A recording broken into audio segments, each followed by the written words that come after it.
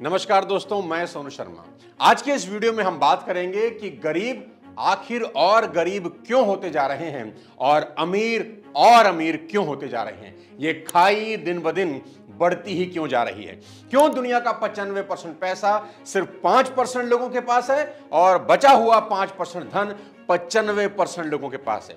और किसी ने बिल्कुल ठीक कहा है कि अगर आप Ambani, Adani, Bill Gates, Jeff Bezos, Elon Musk, Warren Buffett और भी कई अमीर लोगों से उनका सारा पैसा वापस ले लें और दुनिया के सभी लोगों में बराबर बराबर बांट दें तो कुछ सालों में वो पैसा वापस से Ambani, Adani, Bill Gates, Jeff Bezos, Elon Musk और वॉरेन बफेट की जेबों में चला जाएगा और लोग फिर से गरीब हो जाएंगे।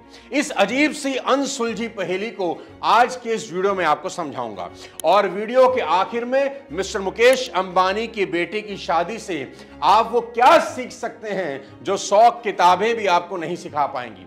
इसलिए आखिरी तक इस वीडियो को जरूर देखिए और अगर आप नए हैं तो चैनल को सब्सक्राइब कर दीजिए और बेल आइकन दबा दीजिए। 2 सवालों से शुरू करते हैं। पहला सवाल, सोचिए क्या वजह होगी कि 6500 करोड़ के मालिक शाहरुख खान ने अभी तक अपना कोई पर्सनल प्लेन नहीं खरीदा, जबकि 400 करोड़ का जेट प्लेन वो आराम से खरीद सकते हैं, उनके लिए कोई बड़ी बात नहीं है।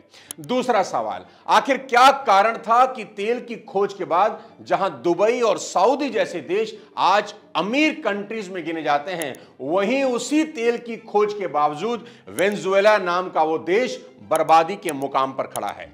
इन दोनों सवालों का जवाब छिपा है अमीरी के 5 रूल्स में, जिसे दुनिया का हर अमीर इंसान, चाहे अंबानी हो, चाहे जुकरबर्ग या रतन टाटा, सब कानून की तरह फॉलो करते हैं, जिन्हें अपनाकर अमीर और अमीर हो गए और जिन्हें अनदेखा कर कर गरीब बर्बाद हो रहे हैं। तो अमीरों का पहला रूल है, अमीर बनिए मत, अमीर रहिए भी। बहुत लोग अमीर होने के बाद फिर से गरीबी की गर्त में चले जाते हैं। जानते हैं क्यों? क्योंकि उनके पास टपनी नहीं होती, कोई बैकअप प्लान नहीं होता।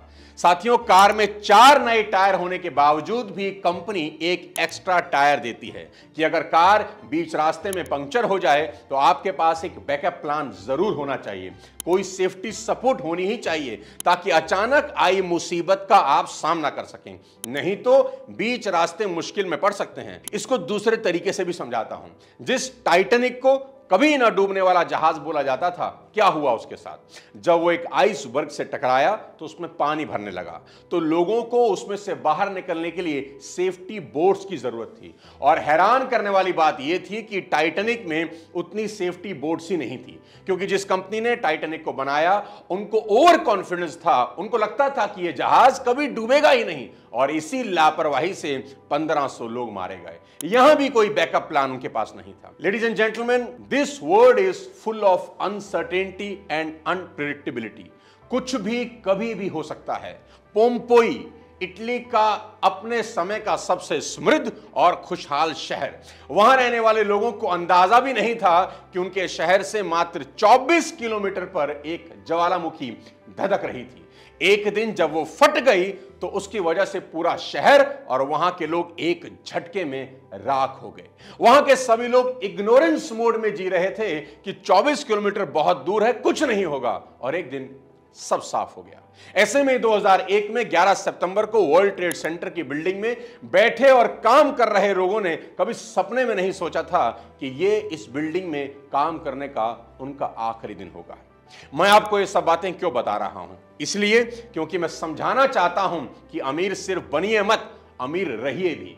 दरअसल मैं आपको समझाना चाहता हूं कि जिंदगी में कभी भी कुछ भी हो सकता है, इसलिए आपके बुरे वक्त के लिए एक बैकअप प्लान जरूर होना चाहिए। बहुत लोग इग्नोरेंस की जिंदगी जीते हैं कि कुछ नहीं होगा, कुछ नहीं होगा। देखिए, होने को कोई नहीं टाल सकता, लेकिन बैकअप प्लान जरूर बना सकते हैं। इसलिए मैं बार बार कहता हूं, इंश्योरेंस सभी को लेनी चाहिए, और वो भी ऑथेंटिक और सबसे बढ़िया टर्म इंश्योरेंस, ताकि आपके जाने के बाद आपके अपनों का कल भविष्य सुरक्षित रहे, आपके बच्चों की पढ़ाई बिल्कुल डिस्टर्ब ना हो, आपके अपनों पर पैसे से जुड़ा कोई बोझ ना रहे। कोई भी पैसा व्यक्ति को नहीं लौटा सकता, लेकिन परिवार को जीवन जीने का हौसला जरूर दे सकता है। इसके लिए मैं हमेशा रिकमेंड करता हूं टर्म इंश्योरेंस। इसका लिंक मैंने अपने डिस्क्रिप्शन में दे दिया है। यहां आपको मिलेगा 2 करोड़ का टर्म सिर्फ 600 से 700 रुपए के महीने के प्रीमियम पर। यहां आपको मिलेंगे 50 से भी ज्यादा कंपनियों के प्लान, जिन्हें कंपेयर करके आज ही आप अपने लिए बेस्ट टर्म इंश्योरेंस प्लान कर सकते हैं। वेबसाइट का लिंक डिस्क्रिप्शन में दे रहा हूं, तो आज ही ये वेबसाइट विजिट करें और अपने आने वाले कल को फाइनेंशियली सिक्योर करें। अगला बेहद इंपॉर्टेंट रूल है, जो खरीद सकते हो वो मत खरीदो, जो अफोर्ड कर सकते हो वो खरीदो। अमीर आदमी अपनी इनकम के हिसाब से खर्च करता है और गरीब आदमी अपने शौक के हिसाब से। बेशुमार दौलत होने के बावजूद शाहरुख खान आज तक प्राइवेट जेट का सपना पूरा नहीं कर पाए, जबकि शाहरुख खान चाहे तो अपनी 6500 करोड़ की दौलत में से 400 करोड़ का प्राइवेट जेट आसानी से खरीद सकते हैं। बात पैसे की है ही नहीं, बात है समझदारी से खर्च करने की। शाहरुख कहते हैं कि उनके पास कई बार इतने पैसे आए कि वो प्लेन खरीद लें, पर पैसा आने पर उनके सामने दो रास्ते होते थे, या तो प्लेन खरीद लें या फिर अगली फिल्म या किसी बिजनेस में इन्वेस्ट कर दें। और शाहरुख ने हर बार पैसे अपनी अगली फिल्म में लगा दिए। दूसरी तरफ जब किसी मिडिल क्लास लड़के की 30,000 की नौकरी लगती है ना, तो वो 20,000 की डाउन पेमेंट देकर 6,000 की EMI पर लेटेस्ट आईफोन खरीद लेता है। किसी गरीब की और अमीर की सोच में सबसे बड़ा फर्क यही है। शाहरुख को पता है कि उसके पास प्लेन खरीदने के पैसे तो हैं, पर शायद अफोर्ड करने के नहीं, इसलिए वो 10 करोड़ की रोल्स रॉयस तो खरीदते हैं, पर 400 करोड़ का प्लेन नहीं। गरीब ये नहीं देखता कि वो क्या अफोर्ड कर सकता है, वो बस ये देखता है कि वो क्या खरीद सकता है। शाहरुख अपनी दौलत के 6.5% की कीमत के प्लेन को अपनी औकात से बाहर मानते हैं, इसीलिए अमीर हैं। और जो लोग 12 लाख की साल की कमाई से 25 लाख की गाड़ी खरीदने जा रहे हैं, वे गरीबी को खुद इनवाइट कर रहे हैं। इसलिए कुछ भी खरीदते वक्त ये मत सोचिए क्या मैं इसे खरीद सकता हूं, ये पूछिए क्या मैं इसे अफोर्ड कर सकता हूं। याद रखिए, हाथी खरीदना बड़ी बात नहीं है, हाथी पालना बड़ी बात है। और मेरा यह पक्का विश्वास है कि जो चीज आप खरीद सकते हैं, ये बिल्कुल जरूरी नहीं कि उसे खरीद ही लेना चाहिए। अमीर होने का अगला रूल है सेविंग। बड़े बुजुर्ग हमेशा कहा करते थे कि money save is money earn. 1920 में वेनेजुएला नाम के एक देश में तेल की खोज हुई। साल 1960 आते आते ये देश बेहद अमीर हो गया, इतना अमीर कि वहां पर जरूरत के सामान प्रोडक्शन कॉस्ट से भी सस्ते मिलते थे, क्योंकि सरकार हर सामान पर सब्सिडी देती थी। फिर 1980 के बाद कई कारणों से तेल से कमाई कम हुई, तो सरकार ने लोन ले लिया। जब सरकार लोन की किस्तें नहीं भर पाई तो कर्ज बढ़ता गया, और हालत ये हो गए कि वेनेजुएला की करेंसी गिरते गिरते इतनी गिर गई कि आपकी जेब में रखा एक भारतीय रुपया आज वेनेजुएला के 4.5 लाख बोलीवर के बराबर है। 40 साल पहले जो देश अमीर था, आज दूसरे देशों की भीख का मोहताज हो गया। दूसरी तरफ साल 1969 में एक और देश में तेल की खोज हुई, नॉर्वे। पर नॉर्वे आज दुनिया के सबसे खुशहाल और अमीर देशों में गिना जाता है, जिसकी GDP आज UAE और अमेरिका से भी बेटर है। और यह सब कुछ उसी तेल की कमाई से है, जिस तेल के होने पर आज वेनेजुएला तबाह है।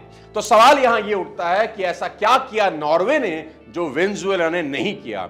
इसका सीधा सा जवाब है दोस्त, बचत। तेल मिलने के कुछ ही सालों के बाद नॉर्वे की सरकार को समझ आ गया कि तेल के पैसे आज नहीं तो कल खत्म हो ही जाएंगे, तो उन्होंने अपनी तेल की कमाई का एक बड़ा हिस्सा बचाना शुरू किया और अपने बचत को फंड में जमा करने लगे। फंड का नाम रखा गया नॉर्वे सोवेरियन फंड, और फिर उसी फंड से इन्वेस्टमेंट की गई। और इसी फंड ने नॉर्वे को इतना मजबूत कर दिया कि जब 2008 में दुनिया मंदी से जूझ रही थी, नॉर्वे को कोई फर्क नहीं पड़ा।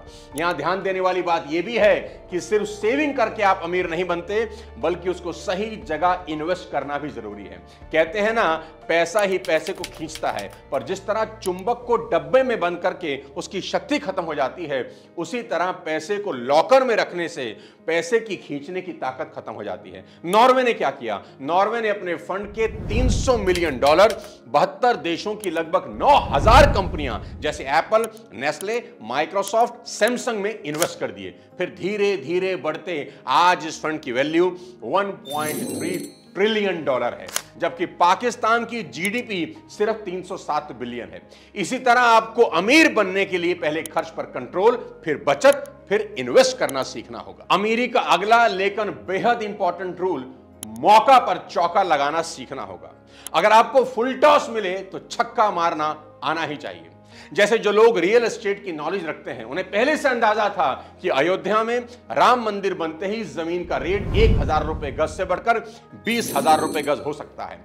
इसलिए इस नॉलेज की वजह से उन्होंने जमीन में तब इन्वेस्ट किया जब कीमतें कम थी और आज अच्छा खासा पैसा कमा लिया। मौके का फायदा कैसे उठाते हैं, इसके लिए आपको 1963 में 1963 में लेकर चलता हूं। एक बैंक उस वक्त कंपनियों को उनके गोदाम में रखे माल पर लोन देता था। बैंक का नाम था अमेरिकन एक्सप्रेस। बैंक से एक कंपनी ने यह कहकर लोन लिया कि हमारे पास 160 मिलियन का ऑयल है। बैंक वालों ने जाकर गोदाम चेक किया तो तेल के बैरल से भरा हुआ था। लोन पास हो गया, पर बाद में पता चला कि उन सारे बैरल्स में तेल नहीं, पानी था। खबर लीक हो गई कि अमेरिका के बैंक के साथ किसी ने ठगी की है। बैंक के शेयर एक झटके में आधे हो गए। हर आदमी अपना पैसा वापस निकाल रहा था, पर एक इंसान ने उसी स्कैंडल के दौरान उसी बैंक में $20 मिलियन इन्वेस्ट कर दिए। सबने सोचा बेवकूफ होगा, पर उस आदमी ने ऊपर से लेकर नीचे तक रिसर्च करके पता किया कि इस ठगी से बैंक की रेपुटेशन को चोट तो पहुंची है, पर इस बैंक का बिजनेस मॉडल एकदम टॉप क्लास है और आज नहीं तो कल वापस बड़ा होगा ही। इस आदमी का नाम था वॉरेन बफेट और आज वो उस बैंक के 20% से ज्यादा स्टेक ओन करते हैं, जिनकी वैल्यू 2023 के डेटा के मुताबिक $26.1 बिलियन है। 1963 में वॉरेन बफेट से भी ज्यादा पैसे कई इन्वेस्टर के पास थे, पर वॉरेन को मौके पर चौका मारना आता था और यही वजह है कि अमेरिकन एक्सप्रेस आज उनके पोर्टफोलियो की सबसे बड़ी कंपनी। अब चलते हैं अमीरों के सबसे आखिरी रूल की तरफ, देखा देखी से बचें। सबसे लाइव एग्जांपल आपको यहां देता हूं। अपने मुकेश अंबानी साहब के बेटे की टेस्ट मैच जितनी लंबी शादी अभी खत्म हुई है और अंबानी साहब के छोटे बेटे अनंत की चकाचौंध भरी हाई प्रोफाइल शादी देखकर कई लोगों के अंदर भी अंबानी बनने की इच्छा जाग गई होगी। कई लोगों ने तो इस शादी की सगाई से लेकर विदाई तक सिर्फ इसलिए देखी होगी ताकि जान सकें कि अंबानी की शादियां कैसे होती हैं, ताकि अपनी शादी में भी कुछ इसी तरह से मिलता जुलता कर सकें। कुछ लोगों ने तो पक्का इरादा कर लिया होगा कि हमारी शादी में भी अंबानी ही की तरह ढेर सारे फंक्शंस होंगे, ढेर सारे मेहमान आएंगे। रेहाना और जस्टिन बीबर ना सही, इसी तरह के मिलते जुलते परफॉर्मेंस तो मैं भी पापा को बोलकर करवाऊंगा ही। अनंत ने अगर 200 करोड़ की शेरवानी पहनी है तो 3-4 लाख की तो हम भी पहन ही सकते हैं। भाई साहब, हाथ जोड़कर विनती करता हूं, इस ट्रैप में मत फंसना और इस दिशा में सोचना भी मत, बहुत भारी पड़ेगा। मोटा भाई ने अगर 5,000 करोड़ खर्च किए भी है ना, तो उनकी नेटवर्थ का 1% भी ये नहीं है। आप बराबरी करने निकलेंगे तो लोन लेने की नौबत आ जाएगी। ऐसा ना हो बाद में किस्तें भरने के लिए शादी की शेरवानी को ही भाड़े पर देना पड़ जाए। और वो मुकेश अंबानी है भाई साहब, सांस भी लेते हैं तो उनकी दौलत बढ़ जाती है। और कौन जानता है कि बेटी ईशा की शादी में मात्र 700 करोड़ खर्च करने वाले मुकेश अंबानी ने सीधा 5,000 करोड़ क्या सोचकर खर्च किए होंगे। हो सकता है इसके पीछे मोटा भाई का कोई बड़ा बिजनेस प्लान हो जिसे समझना ना मेरे बस की बात है और ना आपकी। इसलिए भूलकर भी कंपैरिजन के चक्कर में अपना फ्यूचर ना बिगाड़ लेना। और हाँ, शादी का सारा खर्च उन्होंने सगन के रूप में आपको बिना बुलाए जियो का रिचार्ज बढ़ाकर आपसे ले ही लिया है। साथियों, ये पांचों नियम आपको जिंदगी में एक बेहद कामयाब इंसान और बेहद अमीर इंसान बना सकते हैं। इसलिए अमीर बनना है तो इन पांचों नियमों को कानून की तरह फॉलो कीजिए और टर्म इंश्योरेंस करवाना भूल कर भी ना भूलिए। पढ़ते रहिए, सीखते रहिए, स्वस्थ रहिए। वीडियो पसंद आया हो तो लाइक और शेयर कर दीजिए और कौन सा टिप पांचों में सबसे अच्छा लगा कमेंट बॉक्स में जरूर बताइए। अगले किसी और शानदार वीडियो के साथ फिर आपसे मुलाकात करूंगा। तब तक स्वास्थ्य का ध्यान रखिए, खूब पैसा कमाइए। जय हिंद।